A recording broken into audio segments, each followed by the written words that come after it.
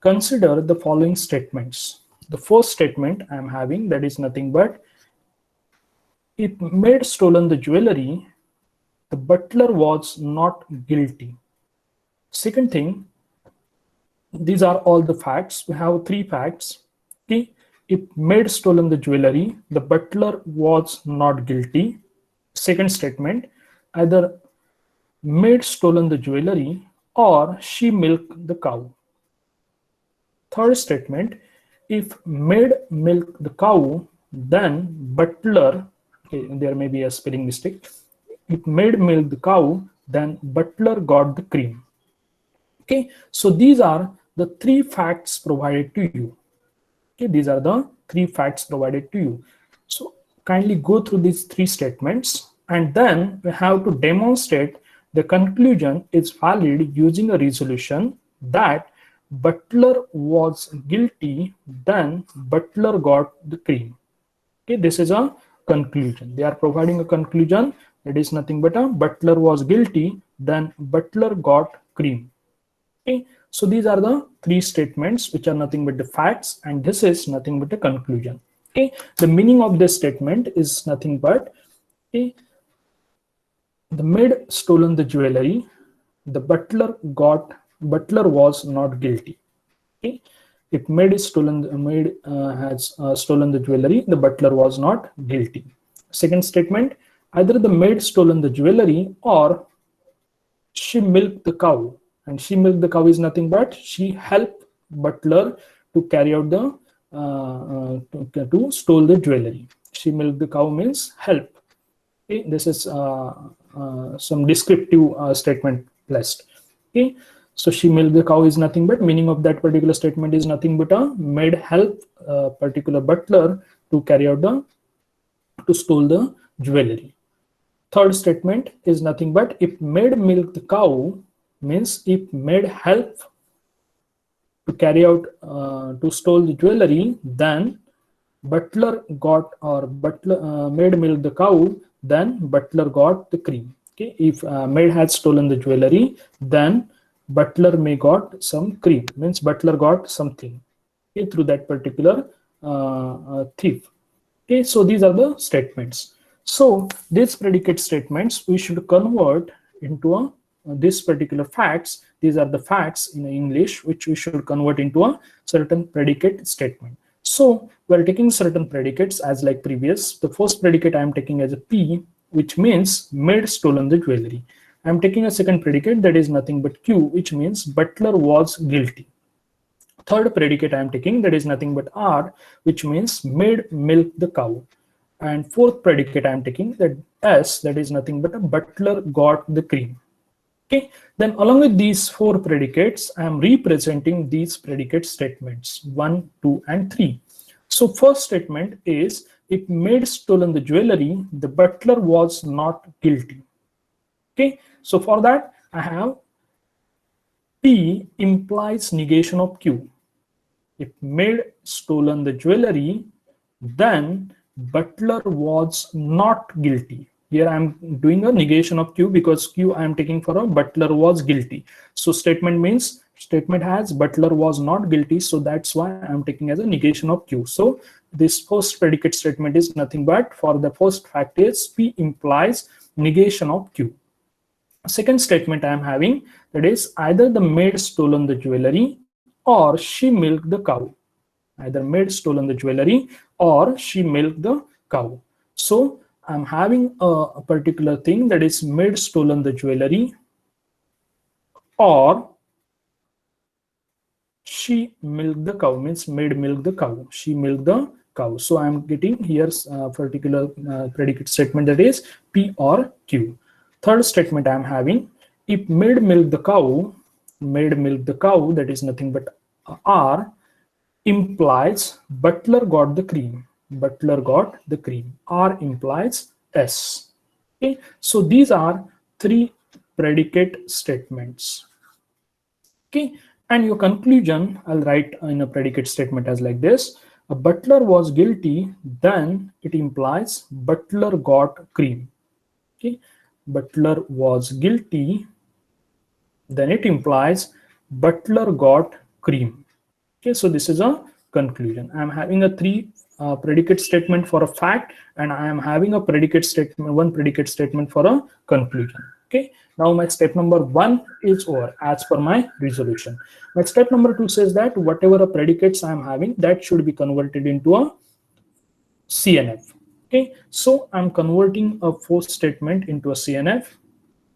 First statement is nothing but P implies Q. So for a conversion, I have a rule: whatever present before implication sign should be negated.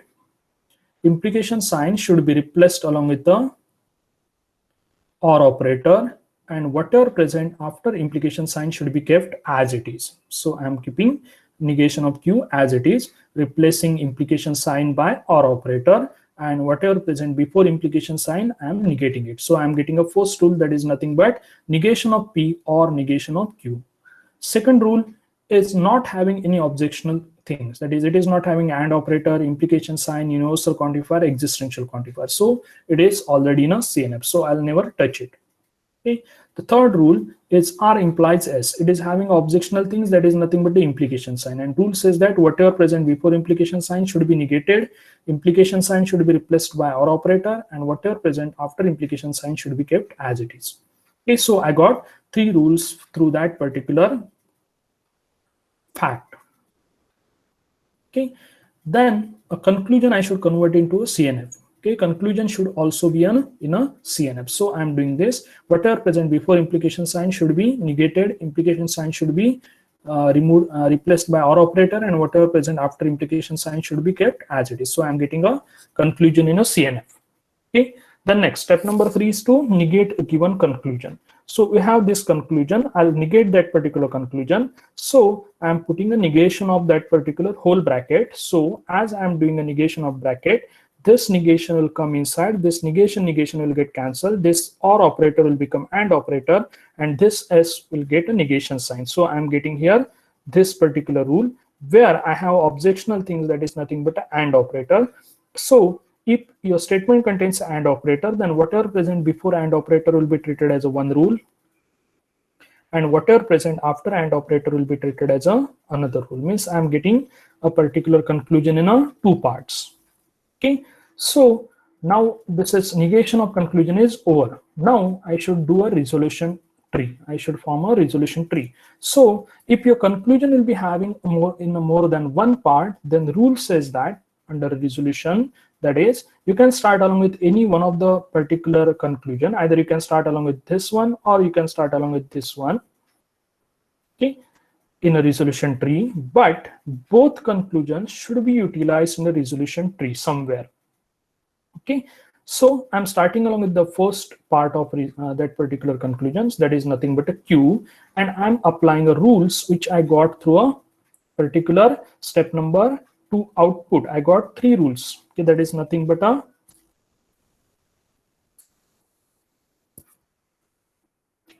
rule number 1, rule number 2, and rule number 3. So my rule says that you should take a particular predicate statement which will be having a maximum number of predicates, as well as you should concentrate on a particular predicate which I am applying on a tree.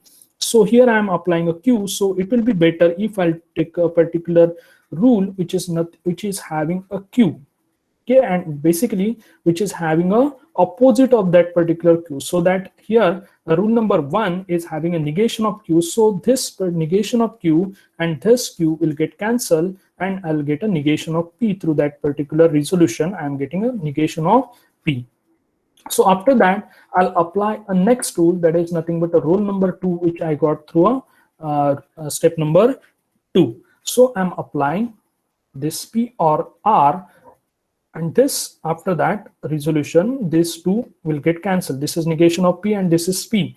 Okay, so these P will get cancelled, and I'll be having only R. So as I'm having R, I'll apply a next rule, that is rule number 3, that is negation of R or S. So this R and this negation of R will get cancelled. So I'll get only a S here. Okay, now I'm getting S here, as well as our all rules through step number 2 are exhausted.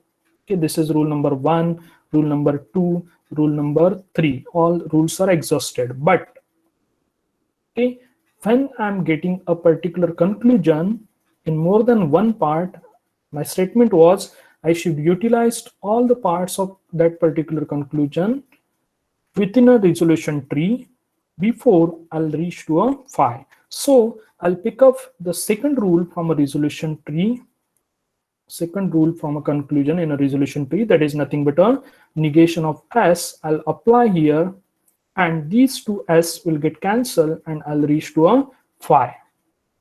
Okay, and as I'm reaching to a phi, which means whatever a negation of conclusion we have taken, that is not true, which means whatever a conclusion is true. So we can say that our conclusion, that is nothing but Butler was guilty, then Butler got cream, has been proved. Okay, so in this way you can prove this particular thing or these particular facts by using a resolution. Okay, so this is a second particular problem. Okay, here you should note that the certain things, that is if the conclusion is more than one part, then we should start with any one of the part.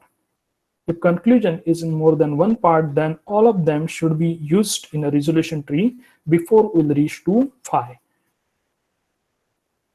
It is not necessary that all the facts should be exhausted. Okay, the next fact once used in a resolution tree cannot be used again. Okay, and the next, if more than one fact is applicable, then use a rule with more number of predicates.